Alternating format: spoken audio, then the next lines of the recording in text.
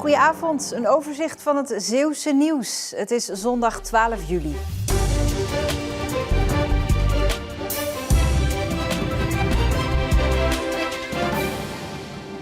Vorig jaar zijn er bij de Zeeuwse opvanglocaties voor asielzoekers ruim 1000 incidenten geteld. Het gaat dan om fysieke en verbale agressie, maar ook om zogenoemde zelfdestructieve acties, zoals een hongerstaking of dreigen met suïcide. Maar ook het overtreden van de huisregels wordt meegeteld, zoals roken of koken op de eigen kamer. In vergelijking met 2024 lijkt het aantal incidenten vorig jaar met 28% te zijn toegenomen. Maar dat is ook appels met peren vergelijken. Want in 2024 waren er minder opvanglocaties in Zeeland en dus ook minder bewoners. En dat maakt het vergelijken lastig volgens het COA, die de opvanglocaties in Zeeland beheert. Zeeland telde vorig jaar 7 opvanglocaties die in het beheer zijn van het COA. De meeste incidenten deden zich voor bij de opvang in Vlissingen en die in Goes in het voormalige Van der Valk Hotel. De eerste tak boven het vogelhuisje, maar de tweede en dan een 30 centimeter naar boven. Dan zit hij hier onder een klein takje. De eikenprocessierups is weer terug. En vooral in Capelle komen de rupsen ieder jaar op meerdere plekken voor. En daarom waarschuwt de gemeente om alert te zijn. Want de brandharen van de rups zorgen voor flinke irritatie.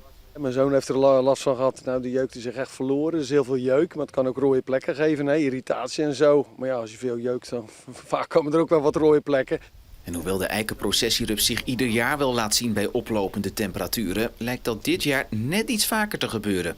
Waarschijnlijk vorig jaar toen ze uitgevlogen zijn was het al een goede periode. Dus er zijn er veel eieren gelegd. Er zijn, klimatologisch is het een mooi voorjaar geweest voor de rups. En zodoende zijn er nu lekker veel. Mensen die een nest zien kunnen dit melden bij de gemeente. Dit is Esra Bogaert uit Middelburg, pas 17 jaar oud en nu al in het bezit van een Zeeuws record op de 400 meter horde. Hoe het kan dat hij nu al zo snel is, daar heeft hij zelf een uitstekende verklaring voor. Ik hou gewoon van snel rennen eigenlijk.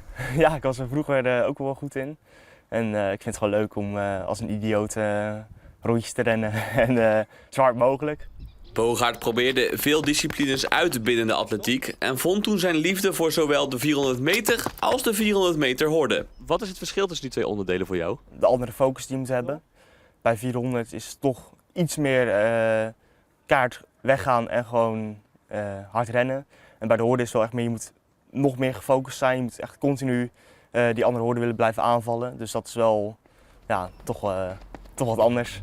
Voorlopig loopt hij beide onderdelen erg snel en waar hem dat in de toekomst brengt, zal de tijd leren. En dromen over grote prestaties, dat mag. Grote toernooien zullen heel leuk zijn. EK, WK, Olympische Spelen zal allemaal hartstikke tof zijn. Maar het belangrijkste is gewoon lekker plezier hebben en lekker rennen. De piek in het seizoen van Bogaert zit er nu op. Volgend jaar hoopt hij mee te doen aan het jeugd-EK. Na 12 jaar komt er een eind aan een begrip in Westdorpen. Want de beheerders van de populaire Facebookpagina Westdorpen, het warmste dorp van Nederland, stoppen ermee. Het zijn 12 intensieve jaren geweest en daar zijn we ook dankbaar voor alle kansen. Maar dan is het ook goed om nu te zeggen van kijk, oké, we sluiten dat hoofdstuk af. Met nieuws, foto's en opvallende berichten hielden ze hun volgers van binnen en ver buiten Westdorpen op de hoogte. En daarmee hebben ze het dorp in Nederland op de kaart gezet. Westdorpen wordt niet meer losgekoppeld als dorp op zich. Het is altijd in één zin van Westdorpen, het warmste dorp van Nederland. Dus dat is iets wat we koesteren. Achter ons staat inderdaad ook de thermometer. Dus het staat er ook, het symbool is er en dat is gewoon fantastisch. De mannen gaan nu meer tijd steken in hun andere passies en dat is zingen en schilderen. Opnieuw werd de periode met warm zomersweer met een dag verlengd. En daar komt nog een aantal dagen bij. Zeer lokaal kan de wind vanavond eerst nog even krachtiger worden. Het blijft lang warm vanavond. Komende nacht komen de minima uit op 18 tot 20 graden en is er weinig bewolking bij een afnemende wind. Maandag is het weer vrij zonnig en warm. Misschien dat een paar wolkenvelden vanuit het noorden de provincie binnen kunnen drijven. De middagtemperaturen bereiken waarden tussen 23 pal aan zee en plaatselijk 30 graden in Zeeuws-Vlaanderen.